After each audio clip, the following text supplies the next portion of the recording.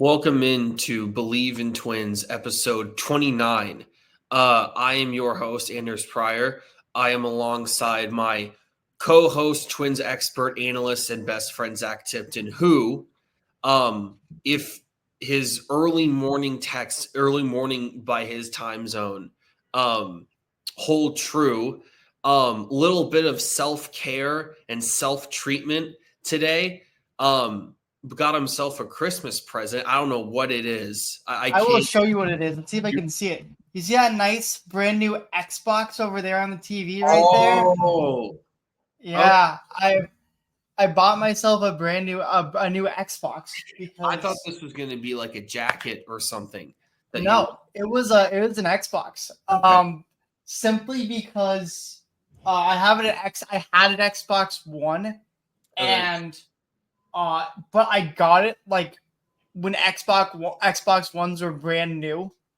And so I've had it for a very long time. And it's just gotten old and dusty and kind of gotten pretty just like not great running it basically. And also Xbox has kind of gone the way of any game we put out, especially high profile games we put out, is no longer going to be available on the Xbox One. Mm-hmm. Because that's how Xbox decides to do it kind of now, is so a lot of, especially the newer sports games, you can't get on the Xbox One. You can only get on the Xbox One X or the Xbox One S. And so I decided today that I wanted a new Xbox because I really want to play College Football 25. And so I actually bought College Football 25 like 3 days ago online, through the Xbox app, basically. And I bought my Xbox late last night. I got it today at Walmart. I picked it up today at Walmart, and I set it up, and I've been playing it.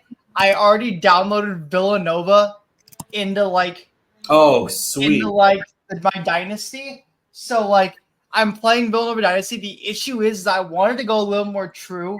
So instead of taking the stacked rosters that some of the builds have kind of built in terms of because it's a D1, because it's an FBS roster, a lot of them were you're an 83 overall team or you're an 86 overall team. I'm like, nah, right. We ain't doing that. We're starting from the bottom. We're an FCS program coming into the FBS. Yeah. And I took a 70 overall Villanova roster. And that is very bad. And we are 1-6 in the Sun Belt right now. We are 1-6 in the Sun Belt, or maybe even worse. But we did beat Old Dominion when I had a ton of top recruits coming to watch. So that was a big win. We beat Old Dominion 21-14 when I had all these top prospects, including a few diamond and other rough prospects. I had a few of them there, and I got 5 commitments after that game, and I was very happy because my team is getting the commits we need right now. So, I'm hoping to get more commits. I'm gonna start sending out offers right now to players, being yo, I want you. And then we're gonna kind of just figure it out from there. But yeah. You can tell this. So first of all, I don't think I would ever buy a whole console for one game. I don't think I could ever love a singular game that much. Okay, well, it's not just one game, first of all, because it's for the future, right? It's for the future. But it's It's for the future because I'm going to be able to have it for a while. And the thing is also, 2 years ago, my grandma, who I love dearly. Yeah. Every year for Christmas, she buys me the new Madden game. Well, so she bought me Madden 24 2 years, last year for Christmas, or 2 years ago for Christmas. What is happening? Breaking. We have breaking news. All of the Bill Belichick UNC stuff has now made its way onto Schefter's thread. I'm sorry. Is it so? It's officially that Chapel Bill. That's the preset. 6-time Super Bowl winning head coach Bill Belichick is finalizing a deal. Oh my God, to become head coach at North Carolina. Sources tell him, Pete Thamel, and Chris Lowe. That is crazy. Did they agree to rename the town Chapel Bill in order to get in there? I think that's just Adam being Adam. But I was about to go on like a whole thing about how like you can tell a person's character by asking them what they think of the FCS. And I was going to do a whole 3-minute thing on all the layers of going to an FCS school. I would much rather talk about this. Yes. Zac, no, that is fair. Immediate reaction. It's not no show prep. I'm shocked. I'll be straight up with that. Like, I am shocked simply because I feel like he had a head coaching job in the NFL. I feel like some team was going to go for his an NFL head coaching job. But on the other hand, it seems like a perfect fit. Just coming off of Mac Brown, I feel like Mac Brown to Bill Belichick isn't like the most crazy transition. Right. Mac Brown seems like a very similar coach-wise to Bill Belichick to me.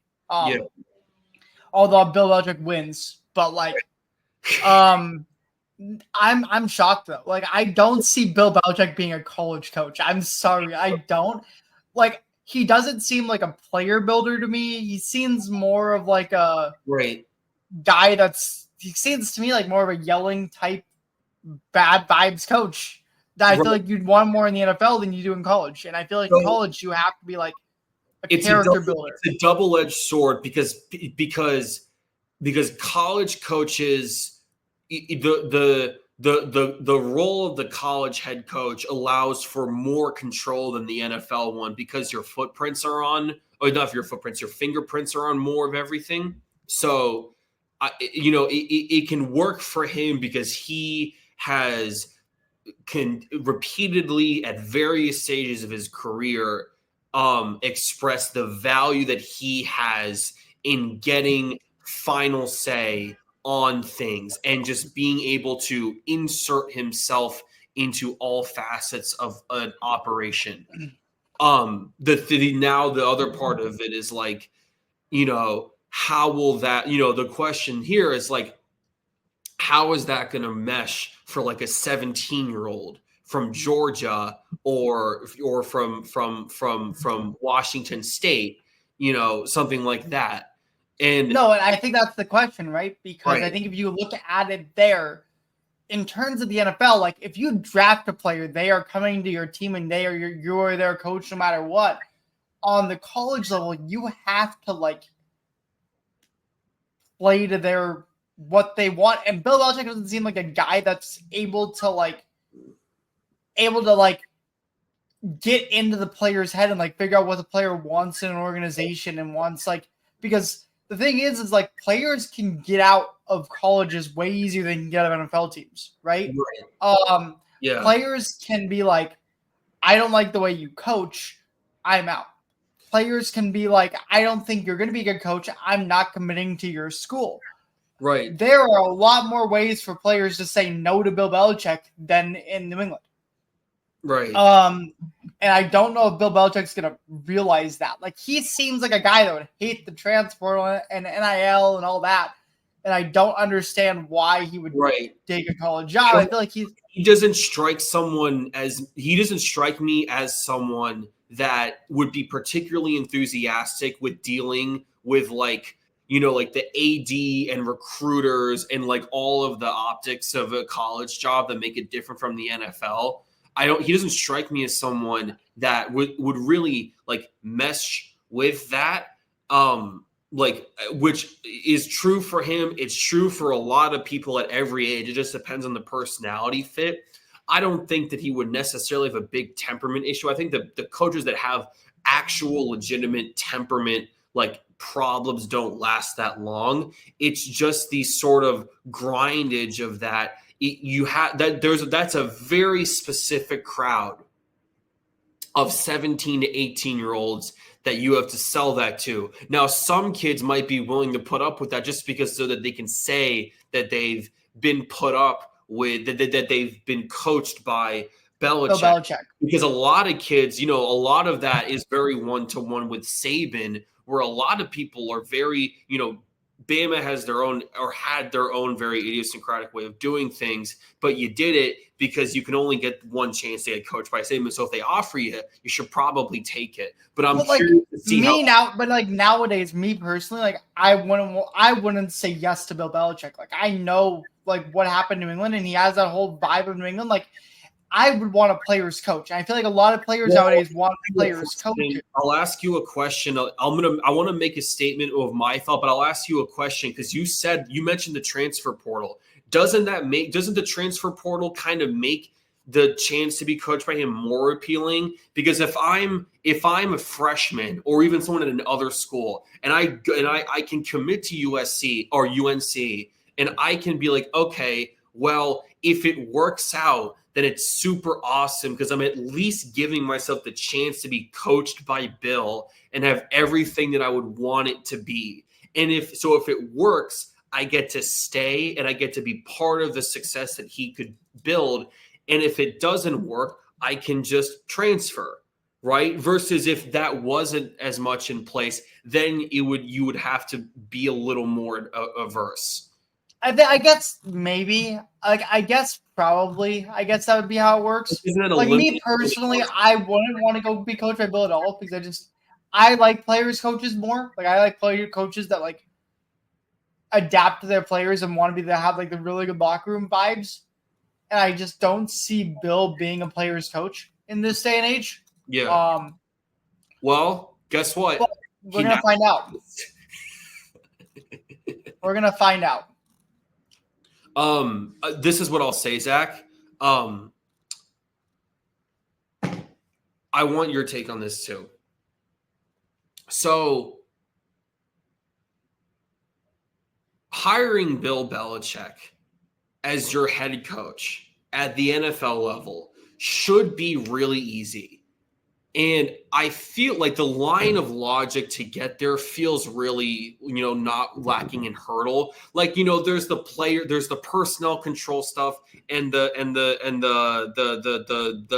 offensive side of the ball, whatever. There's personability issues, but that's true with a lot of successful coaches and different ownership groups are willing to put up with things like that. But this 100, 200, whatever, however long it was, pamphlet or binder thing that he bought with him, to the interview, that really struck me because that takes a lot of time to prep and do, right? You can't do that in a couple weeks. And you hear some of the details that were going on in it.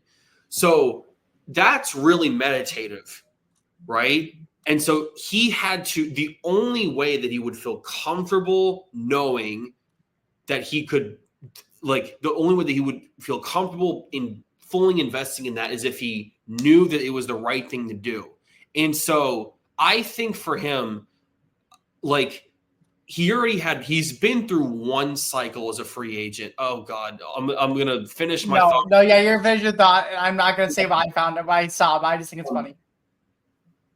I think that he kind of realizes that, okay, I'm going to go through this one. If you've been through one cycle where there's 8 openings for NFL jobs without outside of Harbaugh, not a crazy good group of candidates, right? If you're going to go through that, you get one interview and they pick Raheem Morris over you, who's on your side of the ball, and you can't get a job, then who's to say that in your second round of interviews next year, where we have more public information about your personability in the interview process, and someone like Mike Vrabel is available and, whatever, then and then who knows? Then in the third group, let's say it's a stronger candidate pool. So I think he kind of realized that when he didn't get a job in this last cycle, he's probably not going to get one. And so he creates this binder project to take to a college job because I think that's the only job that he feels like he can get. That's my take on it, is that I feel like he has reached a level of closure that the NFL job landscape isn't really for him anymore. Because if he was going to get one, he would have gotten it. You know what I mean? Yeah, no, I agree. So, like, I don't know. Like, do you, like, I kind of feel like he's had some internal realization that if he didn't get a job this last cycle, he's probably not going to get one. Because a lot of the jobs that we thought were going to be open that were really appealing, like, you know, like the Dallas job, the Eagles job, the Bills job, like a lot of those jobs like are not really like open. I don't think he would find the Bears job like super appealing. Like the Falcons, like they interviewed him and like, like it looks like, Washington, it looks like they have their coach for the set future, right? Like it's, I think the Jags would want an offensive person. I think the Bears would too anyway. Like I don't think he really wants. So like that's just assuming that he would want that job in the first place. Even if he was open to any job, I don't think that. I think the fact that he got the binder project, it's kind of indicative that he sort of knows on the real inside. If I didn't get one this cycle, I'm probably not getting one, which I think is fair. Personally, and that's a whole other debate, obviously. But what's this absolutely hysterical thing you're staring at on your goddamn? I'm not gonna say it. I'm just gonna enjoy the fact that I saw it because I don't think it's appropriate for this podcast. There's an explicit language icon that I can turn on, but it's not that. But it's just a joke about Bill Belichick's girlfriend. That's all it is. It's just a joke. And we're definitely not. Yeah, we're definitely. God, so smug. It's unbelievable. I'm just saying it was really funny. It was just. I'm sure it was hysterical. It was just like Bill Belichick agrees to join UNC with the stipulation he can stay in his girlfriend's dorm. There you go. Now you know what I was laughing at. You're welcome. You feel good about yourself? I don't, but I think it's funny. Yeah. What a piece of breaking news to open the show. Absolutely. And we'll transition that into a different piece of news, which is we'll start with this. Because I saw it, and so it will be a good transition. Juan Soto has passed his physical, and he is officially a Met. Yep. Which means, Anders, we go into our next topic on baseball here. Juan Soto, 765 million over 15 years. Or is it 16? 15? 15 years. 15 years to the Mets. Anders, you are a Yankees fan. Boy, am I. The Yankees themselves had a very substantial offer to Soto. Yep. I Bleav it was 16 years for about $765 million also. It was the same amount of money. It was 16 years, 760. It was like the same amount of money, but one more year. So it would have actually been less average than what the Mets were offering. One extra year. One extra year, $5 million less. So that officially puts Juan Soto on the Mets until age 41.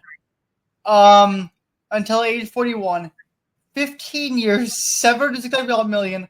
The biggest contract in Major League Sports in American sports history.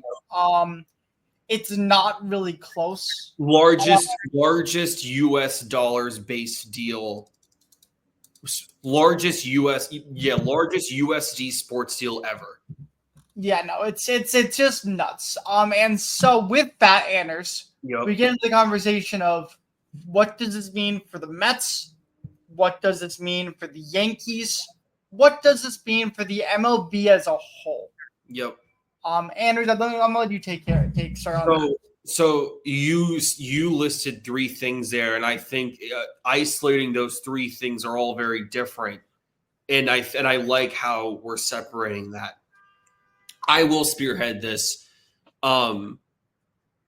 because I am the designated Yankees fan of the show. I'll say this, and Zach, if you can find a way to clip this too, like that'd be great, so I can share this with everyone. So this is what I'll say.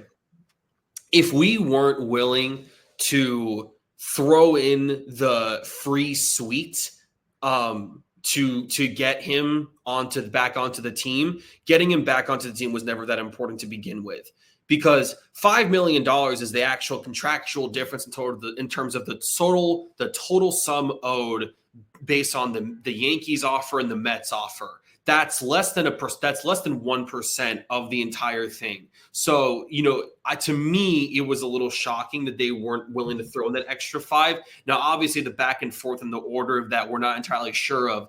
But the sweet thing is really frustrating because Jeter obviously paid for his and Judge pays for the one he has right now. And so you didn't want to break those rules, which is exactly the problem, because it's this really smug sort of like insular approach by the Yankees where you have this unique opportunity to set yourself up for this incredibly long-term success with this essentially perfect player that fundamentally shifts your offense, where even as Judge gets older and even as Stanton gets older and Cole and whoever, right, you have this sort of core that you can build around, so that when Judge, gets his number retired, 99 retired in Yankee Stadium, you can still have a core piece to build around. But you didn't want to do it because of $5 million, and you weren't willing to break, your own kind of internal executive dress code, which is really frustrating because the Yankee kind of ethos took a front seat to the Yankees, the baseball roster, which is a weird sort of microcosm of the organization where it has worked in the past, but it doesn't anymore. And, the Yankees have made the adjustment where they have, stepped back on the obnoxious spending where, they're not the big bad Yankees where they get the guy no matter what. This wasn't that. But not even just because they missed out on Soto. And this has nothing to do with the Mets. But this was and obviously I'm not going to assume that the suite was the final straw. But isn't it such a poetic kind of like reason? Like, isn't it so poetic that would be reported? Because quite frankly, if it was reported that it was the isolated last straw for Soto, and that was the sort of frustrating tail end of his decision to go to the Mets, that wouldn't be surprising for me at all. And honestly, I actually got, in a weird way, a weight off my chest when I heard that, because it kind of made me realize, if we're not willing to do that, we're not worthy of having him for 15 years. We're just not. If you're not willing to make that adjustment, then it didn't matter anyway. Now, because, there was this sort of not smugness, but this kind of assumption. And I apologize for the sirens outside. There's this weird sort of smugness where, like, it was kind of just assumed he was coming back. And this, and you heard that in, when you talk about other teams who wanted to do big spending, the reporting was super clear.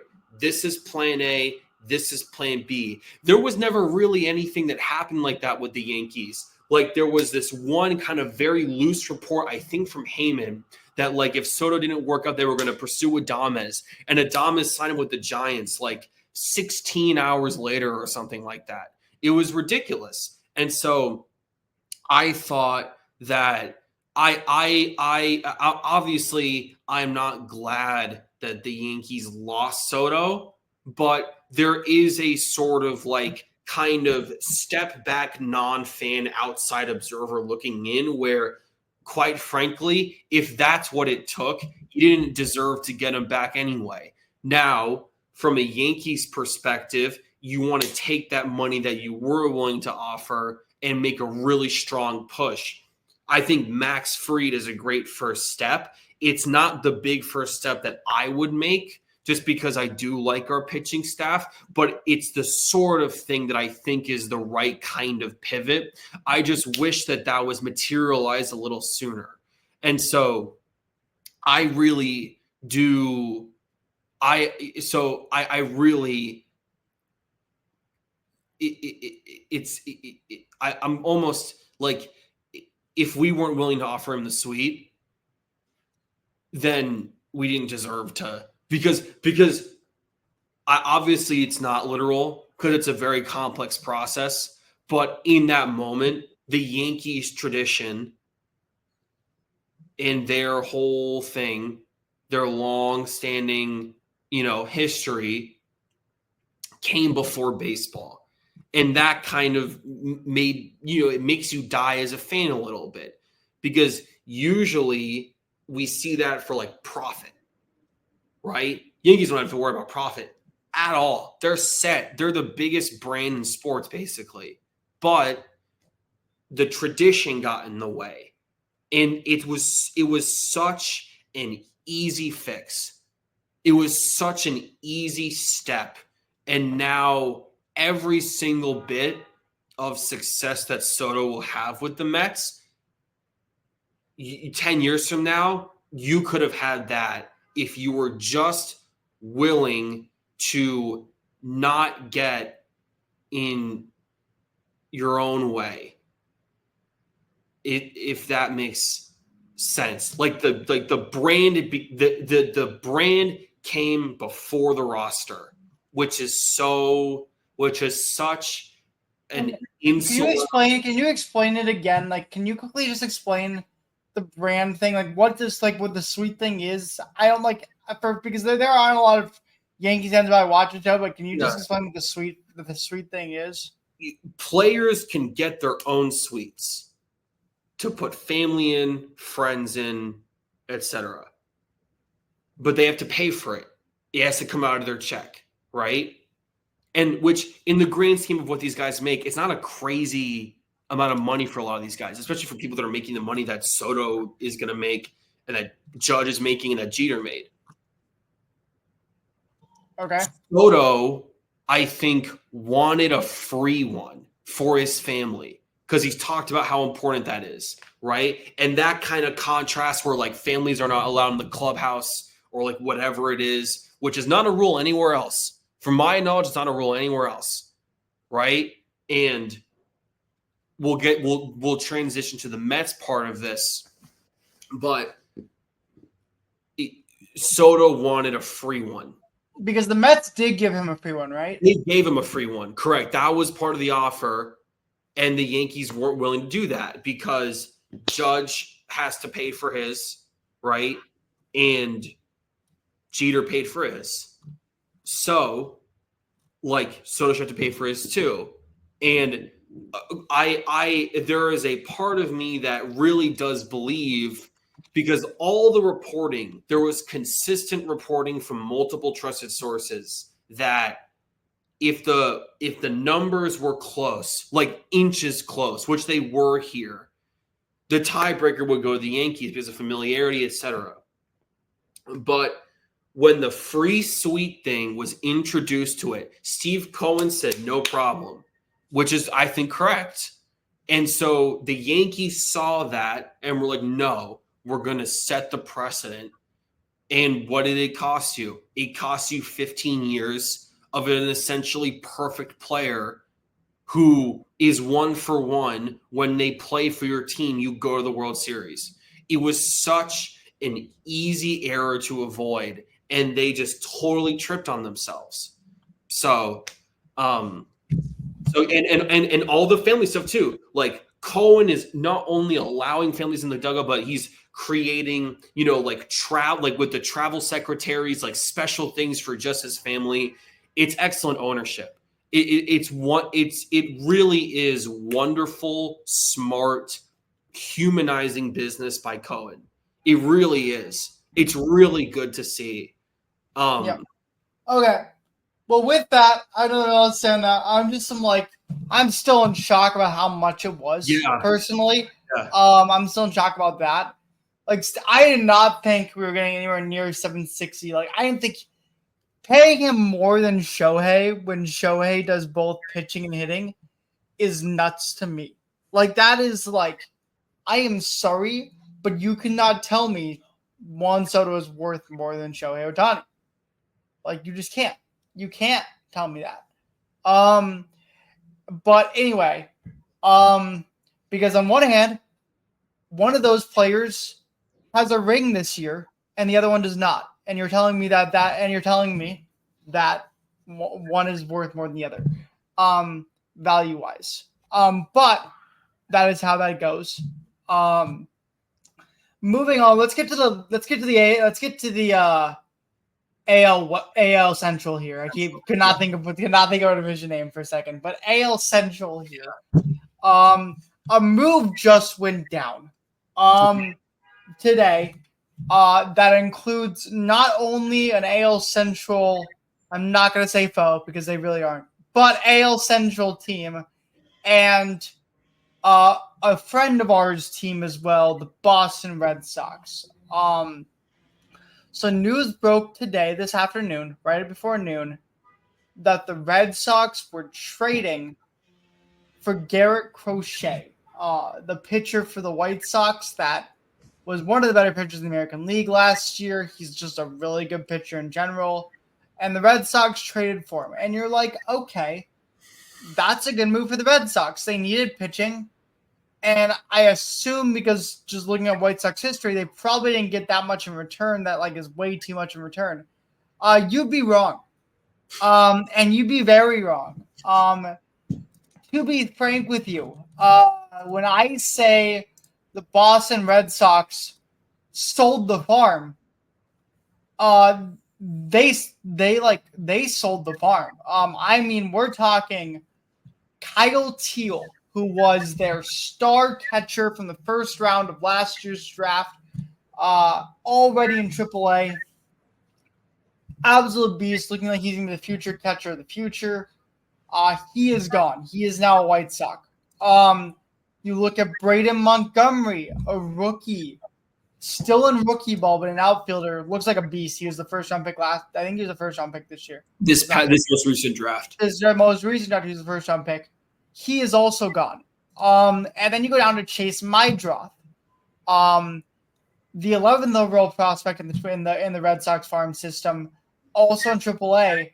Also very liked by a lot of analytics people inside that Red Sox department. A lot of the analytics guys really like Chase Mydroth, and so that's a huge sum to give up as well. He's in AAA as well. And then you got Wickelman Gonzalez, who is already in the majors. He made his debut this year. And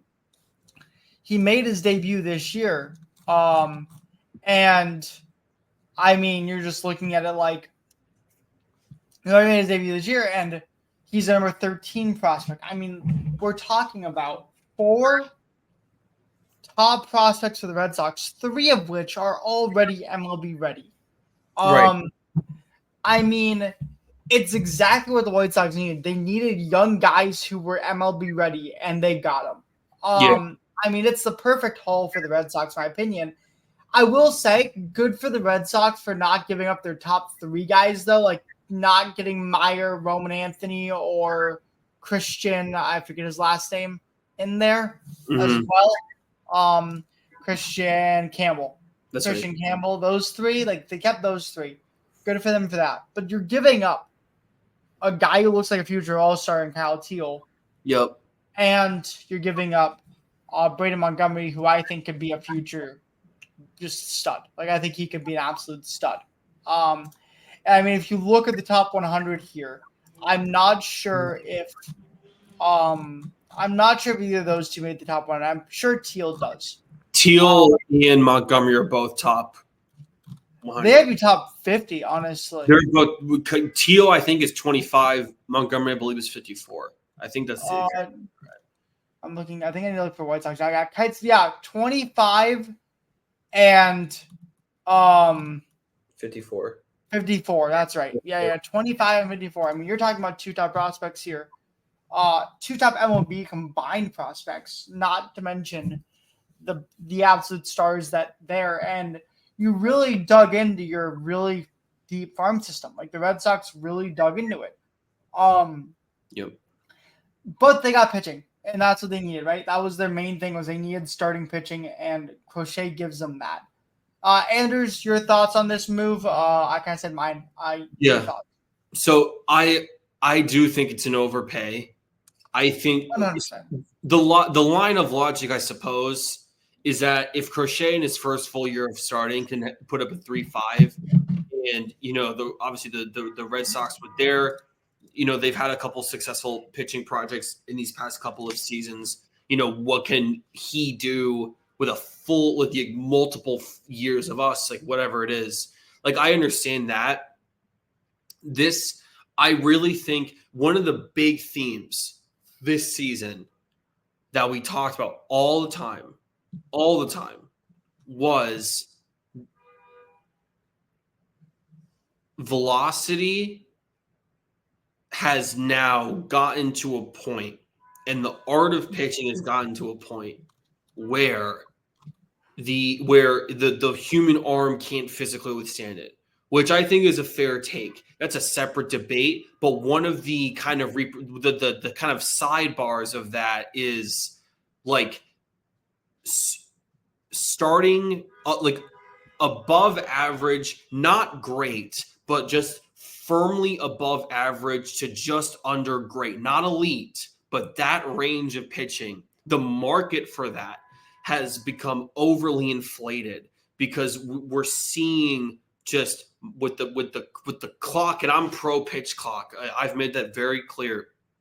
But like, we've seen these major big profile players get these injuries, these high velocity guys, and now just getting starters who can go for decent distance and throw strikes and whatever it is, like, they are the price for them because it is just too high, because now depth is more valuable than it ever has been because of those upticks, to the point where those kind of like 10 to 15 range of starters, 15 to 20, 25, whatever it is now just too expensive. We saw that, and obviously, like, you can say that for pitching in general. Like, we saw what the Padres were willing to give up for Jason Adam and Tanner Scott. And, the thought that that Dylan Lesko would even come up in a conversation of something like that was absurd to so many people, including myself.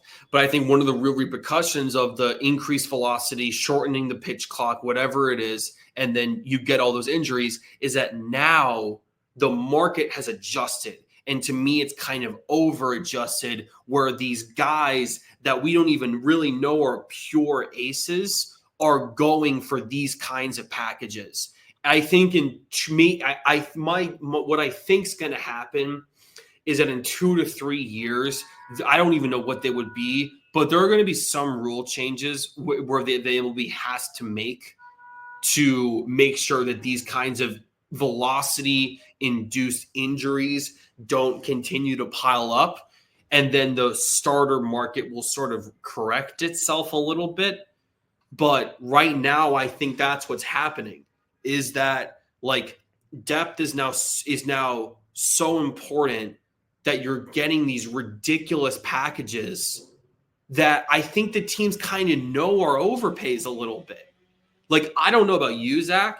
Like, to me, you could have given me just Teal and Montgomery, just the two of them, and I would have been like, oh my God, like, yeah, that's pretty hefty. You know what I mean? Like Yeah. it's the market has so sort of like over adjusted to that. And I think once the rules adjust, it'll come back down. But right now it's completely inflated. No, I agree. I 100% agree.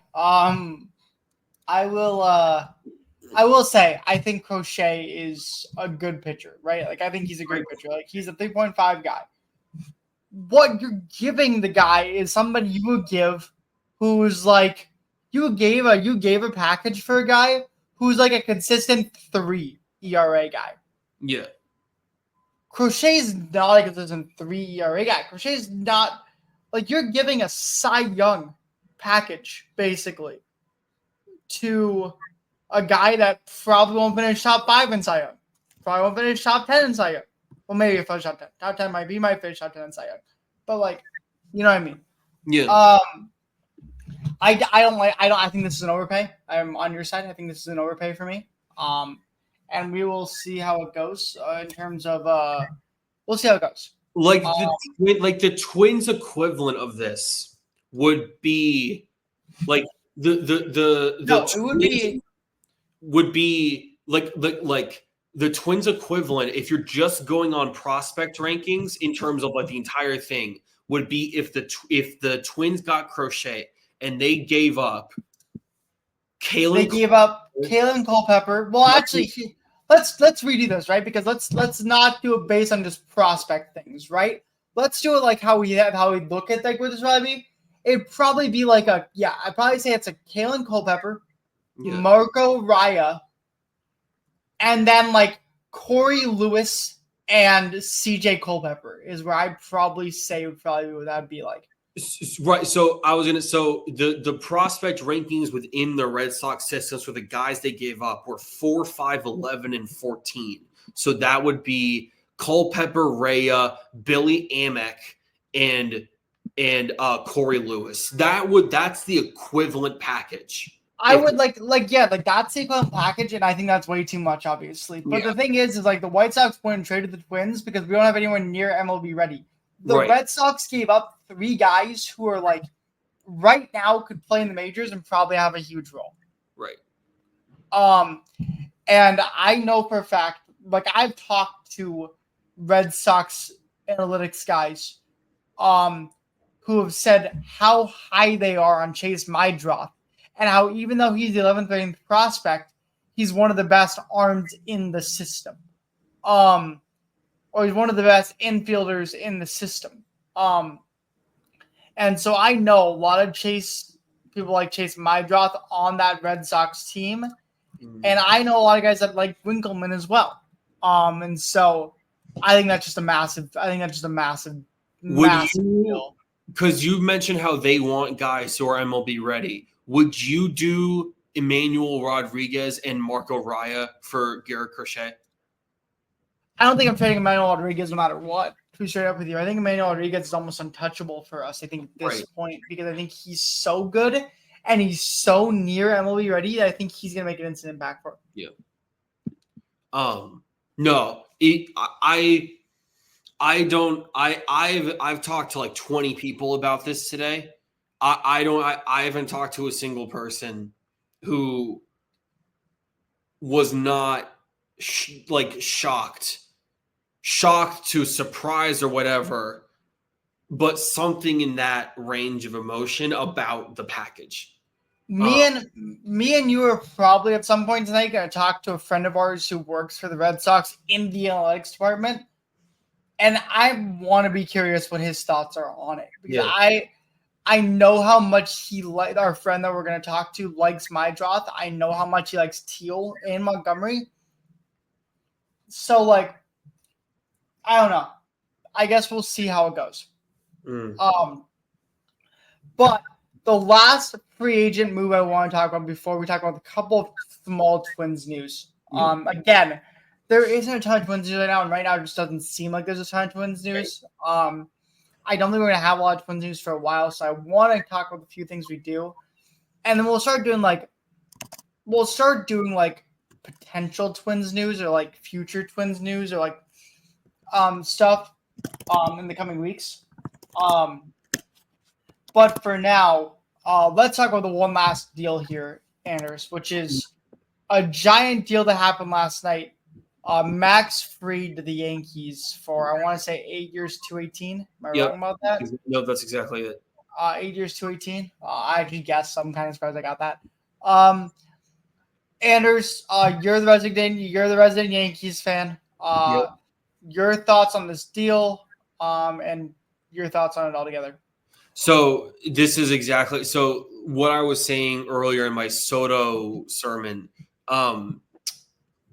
It's not the strong first step that I would have taken. I personally Bleav that the corner infield spots are the strongest priority in terms of what needs to be addressed. I don't know if like it's weird like having one of your starting pitchers like win rookie of the year and then going out and giving out an 8-year contract for a 30-year-old starter. But it's the strength of move that I was hoping would come as a reaction to not getting Soto. And he has the lowest ERA in baseball since 2020. So like the quality of the pitcher is not a question at all. Obviously, you're taking something that in previous the couple of years has been a pretty collectively good strength. This year was kind of in the middle. Rodon was up and down. Stroman was crazy to start and then had some slumps. Nestor was all over the place. Schmidt was doing an awesome job and then got hurt. Cole obviously missed the first few months of the season. So this, again, it's just another depth piece, but it's a damn good depth piece. And I think, it doesn't hurt. Like, I can't think of anything bad to say about it other than it wouldn't be the first one that I would make. Like, I think a really strong move at Bregman or Walker or Alonso or Suarez or something like that, right? Like that, or Cody Bellinger to play first base. Like that would have been the kind of big push that I would have made first, that I would have prioritized. But I'm not complaining at all.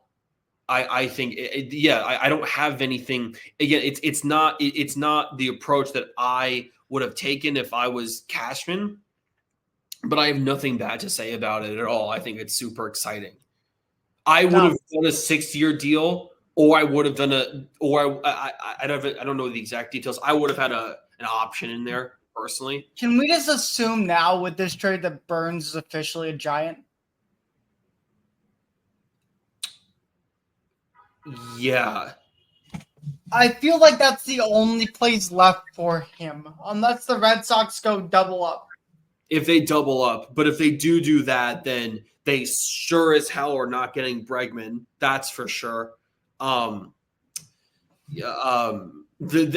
they were to get Burns on top of it, that would be it. That would be an option for them. Like that would kind of be it. But I feel like the Giants are like the only team left right now that is like in desperate need of pitching help for the money to do it. Sure.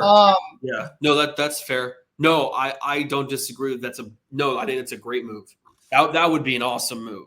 And it makes a ton of sense just in terms of location. I just feel like that's kind of guaranteed. And then we did see a Roki Sasaki notification recently.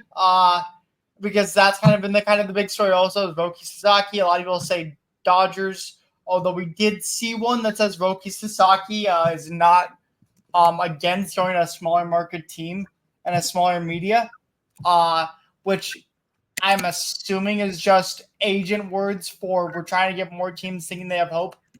But I don't really know how to read the Roki Sasaki situation right now. I just hope it isn't Dodgers. That's all I'm hoping in life. We've already done their things with Snell, and a lot of Snell's money was deferred, but not all of it. So there's I would assume. Here's the thing, Roki Sasaki. The thing with Roki Sasaki is like he's getting paid through the international free agent pool, which is not as high as right. Like if you just sign for agency. So like they have the money to do it, I assume, but we'll see. I don't know. I don't know. But that's that. So with the Twins news here, a couple of Twins pieces. Wasker Wainoa, a former Twins prospect who then was traded or was sent to the Braves, and has kind of been the Braves for the last 4 years. Although he hasn't played in the majors in 2 years. We signed him to a minor league deal. Again, me and Anders looked up everything we could, and we really couldn't find much on Wainoa. Besides, he's a hard-throwing fastball guy who played in 2022 a little bit. And had a solid ERA. Again, not much on him. I think it's just more of another bench depth, like depth bullpen piece for us. So be coming out of AAA, basically. Yeah. And then our final guy we got was in the Rule 5 draft. The Twins drafted Iverson Castellano, who was with the Phillies. And if anyone knows anything about Iverson Castellano, I don't know anything about Iverson Castellano. So I'm gonna look up. I'm gonna look up some stats here. So he was drafted, or he was signed in 2021 out of Venezuela, and he has a 3.99 ERA with his highest level being AA. He has a 3.99 ERA this past year in 2 leagues at 103 innings. He allowed 103 innings, 136 strikeouts last year. Again, can't really tell. Only 11 home runs. And it seems like that's kind of been his thing, is in innings. He's not really been a home run allower. And so, but he did start every game last year for them. And so I don't know what the Twins are exactly looking for in this play, but he is officially on the 40-man roster due to the Rule 5 rules, where if you get drafted, they're immediately out of your 40-man. Yeah. So he is on the 40-man roster. Yep. And we'll see what happens with him. Again, not much really to say on that. Yeah. Again, that's really the only really piece in Twins news that I've seen. I'm gonna go look at our boys Dan Hayes and stuff and see if they've posted anything. He has a mid-90s fastball velocity and some last season between high and AA posting. He's the Twins' first Rule 5 pick since 2017. Also, other sad news on the Twins wise, the Twins had the 14th highest odds in the lottery and had the 16th pick. So we did drop to 16 in this lottery. Man, the White Sox got absolutely pummeled. Well, they already didn't have their pick. They're not gonna what? They didn't have their pick. They lost their first round pick I forget what the reason was. They lost their first round pick this year. Oh, all right. Which is why they didn't get the first overall pick, because they lost their first round pick this year. Right. I forget exactly what the reason was. White Sox. Because now the Nationals, they're an ascending team with Dylan Cruz on the way. We're gonna get more of James Wood, and now they're gonna add Ethan Holiday to their system. So it's ridiculous. Would be it's cool. It's gonna be really fun, but it's kind of coded. Sorry, White Sox have the 10th overall pick because that's what I thought. They have the 10th overall pick. Yeah. But there was a reason for that. They were already guaranteed that. The White Sox and A's would have qualified for the lottery based on a 2024 record, but were not eligible to participate. The White Sox received a lottery pick in the 2024 draft, and they are a payer club, a team that gives rather than receives revenue sharing dollars. They're a team that gives rather than receives revenue sharing dollars, and those clubs are not allowed to have back-to-back lottery picks. is the rule. I don't know what that means, but they will have the number 1 pick in every other round besides the first. But the first round, because they are a payer club, they were not eligible to have back-to-back lottery picks. So that means next year they get their lottery pick back. But I don't know what a payer club means. I really don't. So, the Twins did lose the draft lottery, though. They got the 16th pick, which I think is literally the last pick in the draft lottery. I might be wrong on that, but I think it literally is the last pick. I think it is. I think you're right. So that's a little unfortunate. Yeah. But we will see. Anders. Yes. That is all I got. That's all I have too. Unless you want to do the Wordle. No, I think we're good. 51 minutes is good. I think we're good there. Perfect. We'll end that there. We'll see you all next week. Yes. Anders, do you want to sign off here? I'd love to sign us off. I'd always love to. Guys, this has been episode 29, I hope, of the Bleav in Twins podcast on the Bleav Network. If you want to download our content, then you can do so on the Bleav.com website, where you can download our content and all other Bleav content that you guys like to consume. If you want to listen to us, you can go to Spotify, Apple Podcasts, or wherever else you get your sports media throughout the week. If you're watching us here on YouTube, obviously please subscribe, turn on post notifications, like, comment, let us know what you think. Go Twins, go Vikings, go Wild as a nice little curveball. And yeah, no, that's it. Zach, great to see you. We'll see you guys next week, hopefully with another fun breaking piece to start the day. Perfect. It was good talking to y'all. Good to see you guys.